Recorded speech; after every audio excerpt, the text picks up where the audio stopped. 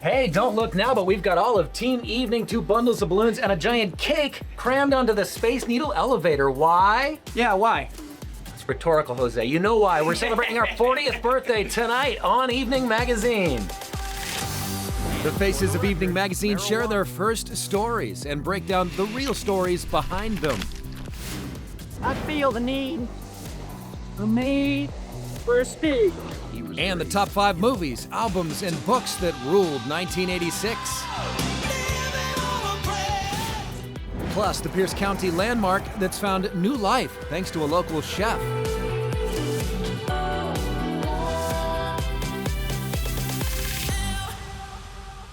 And welcome officially to Evening Magazine. The gang's all here. Chris Cashman, Jose Cedeno, St. Brian. We're at the world-famous Space Needle. This is the place to celebrate 4 decades, 40 years old here on Evening Magazine. We're providing our own readers. That's called high definition. Turn it on if you want a clearer picture. But can you believe it? 40 years, Saint. That's right. This show was launched right here in Seattle on August 25th, 1986. Wow. And our very first story was an interview with then President Ronald Reagan. We also had a story about the Omak Stampede, which for better or worse still goes on today. Well, 40 years and thousands of stories later, we still are very honored to keep sharing, which it makes me think, do you guys remember your very first story for Evening? Go back to our roots. Your first story. 25 years ago, before I was officially a reporter, I gave voice and hand to Fred the dog. Today, we're giving ugly dogs their due. That's what it's all about. Dog due. A puppet reporting on a contest we ran for the ugliest dog of Washington. The winner was an 8-year-old Chinese crested hairless dog with a nervous disorder, watery eyes, warts, bumps, and skin rashes, and Fred the dog got the exclusive. Your eyes are beautiful. You've got pretty eyes. And that's how my career started here at Evening. Hard to compete with a puppet. Mine goes back about 17 years ago. I was an evening reporter for a short stretch of time. In my very first story, I felt some pressure sitting at that pitch meeting, and I thought I need something to be purely Northwest, purely creative. So it was me and the icon Rick Steves going to HempFest. Yes, this was in 2009. Perhaps we were predicting the future. Me and Rick Steves walking around HempFest, as he said at the time, I just think we should decriminalize marijuana. He says he travels the world and they don't throw people into jail for that. So perhaps the great Rick Steves predicting the future, and you can only imagine what it was like walking around HempFest with Rick Steves. He was a bona fide rock star. He signed guitars at HempFest. So, okay, how about you, Jose? Well, mine only took us back 10 years ago when I came up with the idea of stopping by and checking out the Snohomish Aquatic Center to check out something they call the Flow Rider. Yes, it's an indoor open session for surfing. But you know what happened? I thought it was gonna be easier. I don't know what happened in my mind, but I was drinking a lot of water, falling a lot, and drinking more water and keep falling. And to make it even more embarrassing, every kid that day was just shredded. Yeah. So I was officially the worst surfer in that pool. You were the fall rider. I was a fall rider, there you go. You all about the branding, Jose.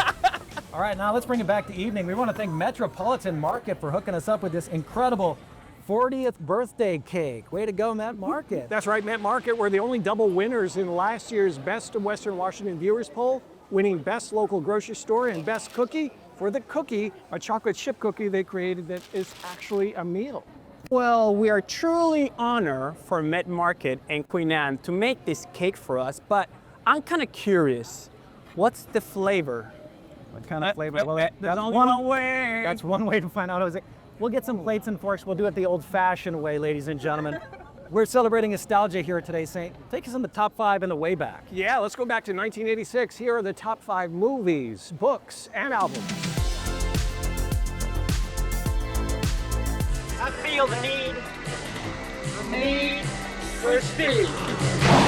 This was a year Top Gun soared at the box office, bringing in more than $180 million and turning Tom Cruise into one of the biggest stars in Hollywood. But he was hardly alone. Crocodile Dundee was a surprise smash at nearly $175 million, while Oliver Stone's Platoon pulled in almost $138.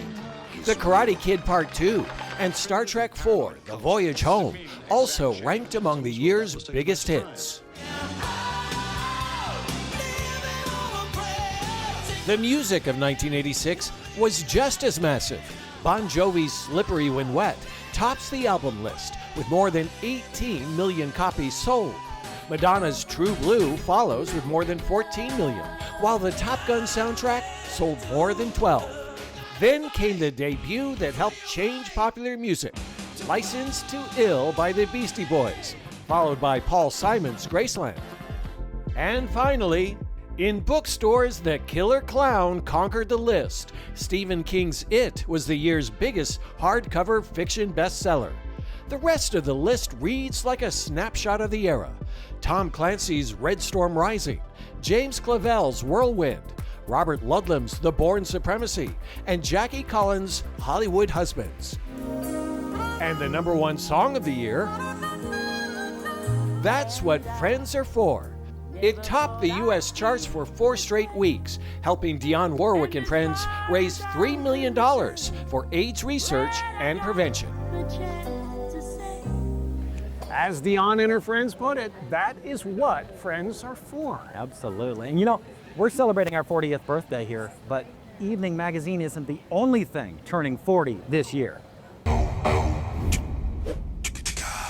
The movie Ferris Bueller's Day Off is 40 years old. So is Stand By Me. You guys want to go see a dead body? The Oprah Winfrey Show also turns 40 this year. Local icons celebrating 40th birthdays alongside us, Rachel the Pig at Pike Place Market and the Washington State Convention Center.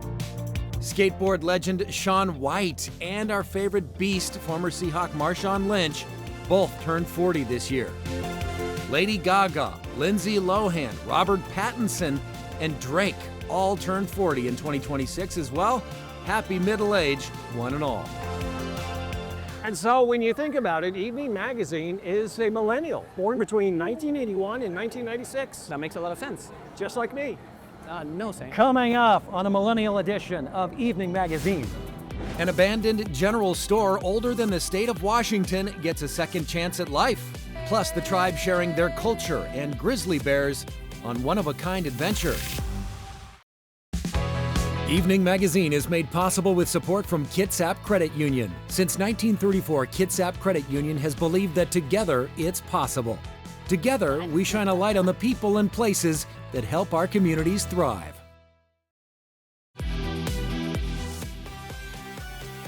Welcome back to the show from the Space Needle. We are celebrating Evening Magazine's 40th birthday. You got to celebrate 40 at the Icon, but you know, there is another landmark in Pierce County that's sat empty for years, and it's become rampant with vandals. Yeah, that's right. But a local chef has now bought the Alderton General Store, and she has big plans to bring it back to life. It's not a cheap endeavor, and people called me foolish, and I've gotten all kinds of emails and messages like, why would you do this? Why would you waste your time? Most people would look at this place, an abandoned general store older than the state of Washington, and see a lot of work. But Danielle Cardis has never been most people, and she has plans to unlock potential. Danielle, what do you see here that most of us don't? I see a restored, beautiful building. When I see the light coming in, I can already close my eyes and see marble countertops and our theater kitchen with a sourdough program and roasted chickens. Danielle is the irrepressible founder of Rustic Joyful Food. The Puyallup chef has built a career around food, and if you've watched Danielle on Gordon Ramsay's Next Level Chef, you know she's not afraid of a little pressure. I jump out of an airplane and I build a parachute on the way down.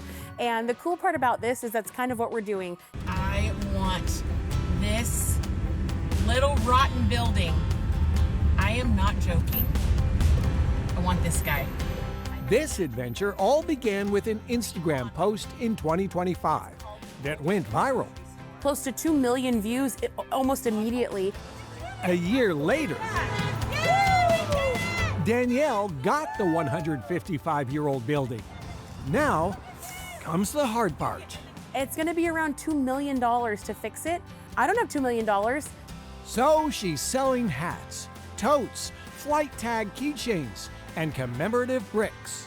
We raised close to $60,000 in 8 days by hat sales and bag sales, and those funds are paying all the preliminary bills. And before the renovation can even begin, there's been a lot of cleanup. I'm sure they went to the dump at least 10 times. I mean, truckloads and truckloads, the big dump trailers full of garbage. When Danielle looks around this old building, she doesn't see what was lost. She sees what could be found again. Why not us? I mean, why not Alderton? Why not Ording? Why not Sumner? Why not Puyallup? I think it's time for us to have something really beautiful. Now that's a woman with very big plans. Danielle hopes to open the store next summer. Good luck. All right, next we're going to head north for adventure. Jose versus Bear. Have I oversold it? No, I think you're right in the dot because there's a place in British Columbia where you can get a tour that takes you extremely close to a grizzly bear in the wild, and it's run by a tribe that shares the land with these magical creatures. I am in British Columbia, Canada to see grizzly bears in the wild. It's a really magical place. And this tour is unlike any other because it's owned and led by the Omalco, indigenous people who share the land with grizzly bears for generations.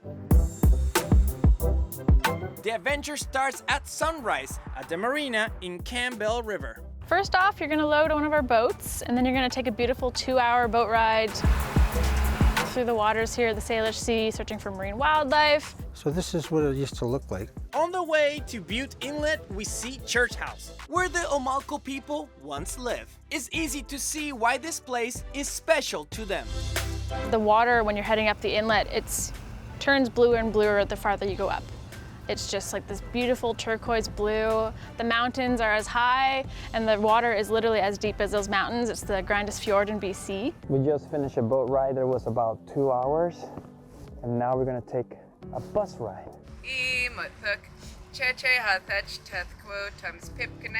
So what I said was, hello to you all. My name is Cheyenne. I come from Oat, which is Church House, and I'm a Homalco First Nation band member. You're also getting that indigenous component woven into what you're experiencing, learning about area names, perhaps listening to some stories along the way. And again, the welcome sign. Imut Kwinanape Pipkinet. Yeah, we take a lot of pride in that, and it's also a way back to our roots. Learning about our culture and being able to share it, it's kind of a win-win situation. Something that I need to know for this tour, like a word. Haugus. Haugus. Grizzly bear. The Haugus are here for the salmon. We see plenty of fish, but no bear. Waiting game now. Then it happens. A hungry grizzly bear comes down to the river for lunch. He's the first. Guys Cheyenne and James help us find many more. I love meeting new people every single day, and I love seeing the bears. It changes every day with the bears. But of all the bears, this is the guy I will remember the most because he got so close to us. And this bear didn't care. He was busy fishing.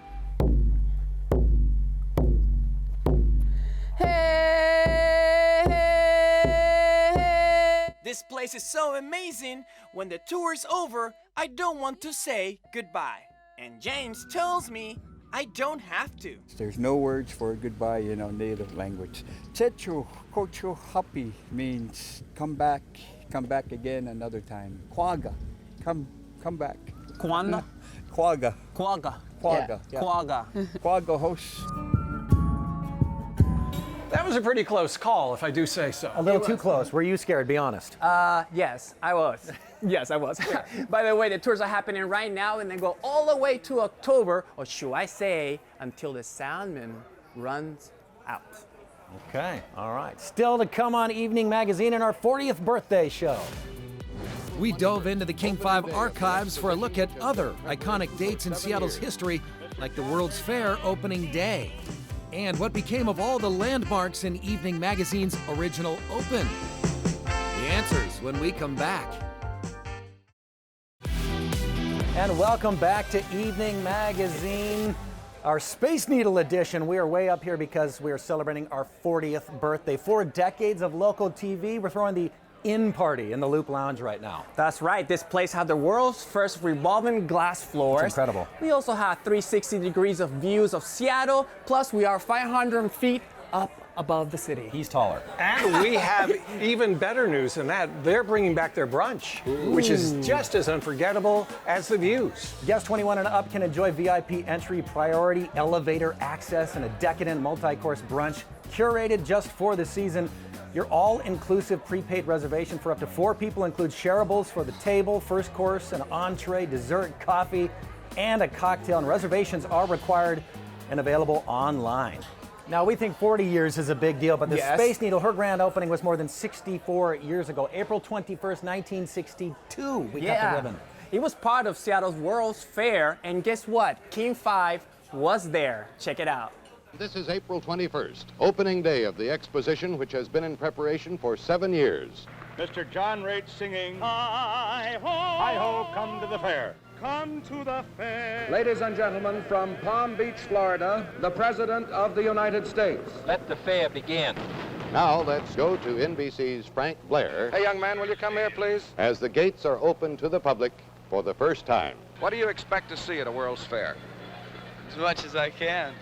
This is exhilarating, I tell you. This is just wonderful, just to be here. Tell me, sir, what do you expect from a World's Fair? Expect to sell a lot of Niagara massage equipment. Oh, that's a commercial. Thanks a lot. Get off the air. Now that you're in, what do you expect to see? I expect to see the needle. Come to the fair. And believe it or not, the open of that show was very high-tech for its time. The open, that's what we call it in the biz, the graphics you saw before the show ever started. You're right, Sam, but that one had like pretty old landmark, I will say, and some of them don't even exist no more. They vanished? Yes. He's right. Here's the breakdown. That's Waiting for the Interurban, a sculpture by Richard Beyer in Fremont. Still there. The waterfront streetcar. That's no longer. And then the viaduct. Rest in peace. It was demolished in 2019. Wait, pause that open. We've got 2 lost landmarks here. That's the Lincoln Towing tow truck, a hot pink former Volkswagen bus that helped Lincoln Towing get a firm foothold on a competitive business, flying its piggies proudly where I-5 dumps out onto Mercer. In the 1980s, it was the soul of the city. And of course, it's towing the late great King Dome. We blew that up in 2000. And then this. Hit pause again. Of course, the ferries still exist. But we have no idea who the snorkeling lady is or why she's here. Local legend said it was former host Penny Legate, but I can confirm it's not. She has a different snorkel. You know, that open is just further proof that Seattle likes to tear itself down and then reinvent itself over and over. Mm-hmm. Who's ready for cake? I am. Show of hands. Everybody's hands in the air. When Evening Magazine returns, Let's dance. we find out what happens to people that can't leave the 80s behind. Now in our 40th season, Evening Magazine shares local stories that make our community shine. Evening Magazine is sponsored by Pemco Insurance. Pemco empowers the Northwest to prevent the preventable. Learn how at pemco.com.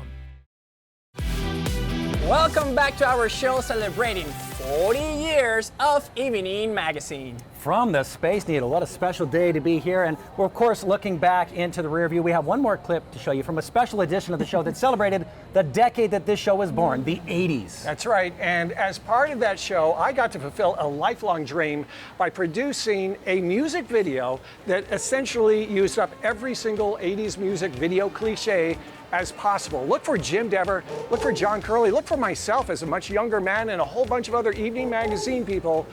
This is I'm Stuck in an 80s Video. I'm stuck in an 80s video. I'm stuck in an 80s video. The clothes we wear are colorful and bright, but the backdrop is totally white. I slash a million backwards in slow motion. You see me laughing, my picture is frozen. I walk down the street like regular guys. I start to run, nobody knows why. A pretty girl with too much makeup on blows kiss at the camera and suddenly she's gone.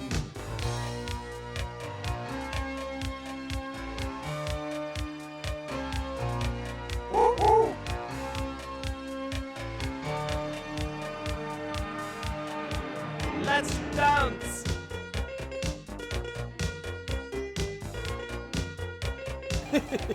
Kind of makes you want to Wang Chung tonight, right? I don't know. Yeah. We were almost men without hats as well. Thank you so much for watching Evening Magazine for 40 years. Well, and cheers for the next 40 years.